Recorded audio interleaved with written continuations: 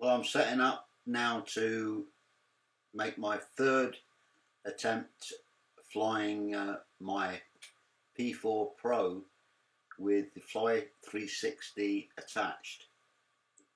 Now, I've chosen pretty ideal conditions. There's hardly a breath of wind in the air, and I've got lots of open space, and also, just in case, a bit of a soft landing. And we'll see how it goes. I'm just going to go up and around a bit. My main interest is to see the quality of the end result of what I get of the actual film, and see if it's going to be more useful than purely a novelty item. But we'll see. And well, yeah, I'm watching now too. Here we go then. Any moment.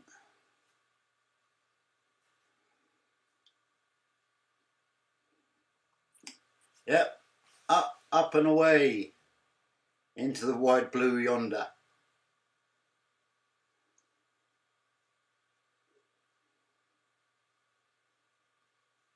It does look like I'm on my own little planet, my own little globe, as there's a horizon all around me. Hence the name, 360 Fly.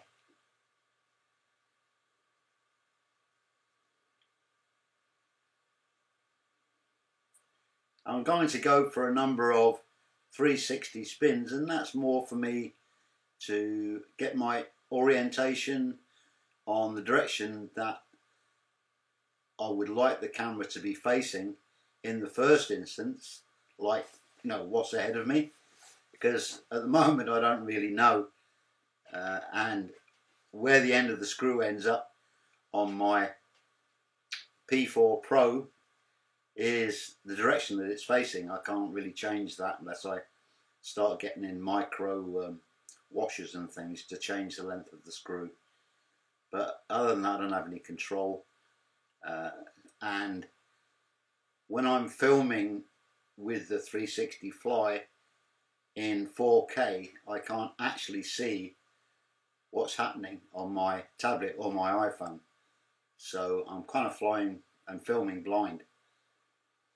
I could film and see through my tablet or iPhone if I was using a lesser resolution, but I don't want to do that. I want to do 4K because it's a 360 Fly 4K version, so why settle for anything less?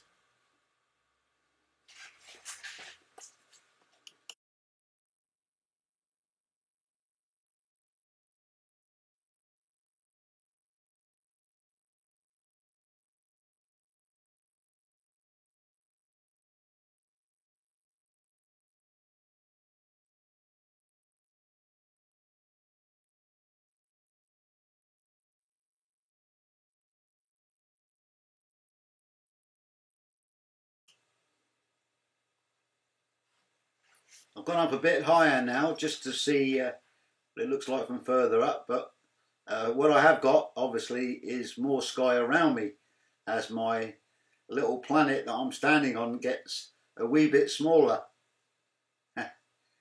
on a desert island. It's quite novel though, isn't it? You know, I must admit that I was kind of intrigued by what I would get, especially in the open spaces here, and I am impressed in one way, and the quality of the video footage seems to be pretty good, and yeah, I've got no complaints about that. And I'll have to come back one day in the summer when we got lots of green and a lovely blue sky. Yeah, that'll make a whole lot of difference. I'm going to be quiet now while the end of this video footage carries on, and just let you enjoy it. I've got to admit, it's, with the doing the 360s now, looking at it on my computer, it's making me a little bit dizzy, but I have tried to do my rotations, 360 rotations, not too quickly.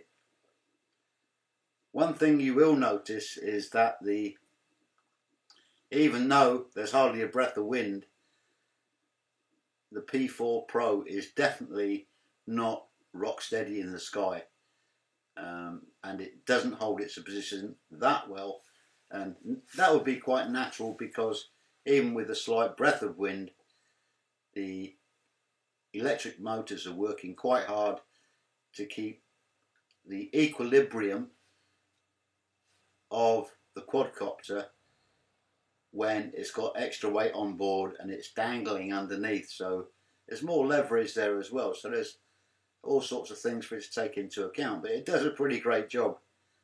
But I'm certainly not going to fly it with the Fly 360 on board unless I've got perfect conditions, really. Here we go. Got to do a grab landing with the camera hanging off the bottom.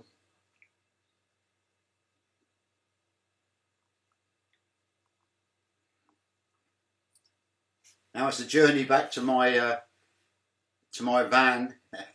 I'm sorry about this, but I forgot to turn the camera off. But there you go. You get a look at the inside of my van, but not much of one. And it does need a tidy and a clean. And I'll definitely get round to that one day in the near future, I hope. So I don't know what you guys thought, but I'm still on my little planet. Look, there's still a horizon all the way around me, even though I'm just holding the P4 Pro up above my head.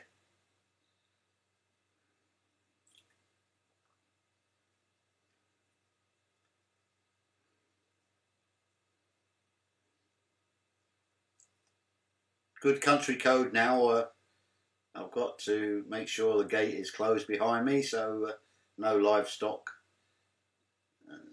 can escape through my fault anyway. So there's good practice. Close all gates behind you. If they're closed, then close them. If they're open, then leave them open. Don't know what you guys and gals thought of all that, but I'm sure you'd be kind enough to leave me a few comments on what you think, and I can get some idea of how it is in terms of value for me as a photographer and a videographer, really. And I'm just dismounting the Fly 360 now from the P4 Pro and putting it back in its case. First thing I always do.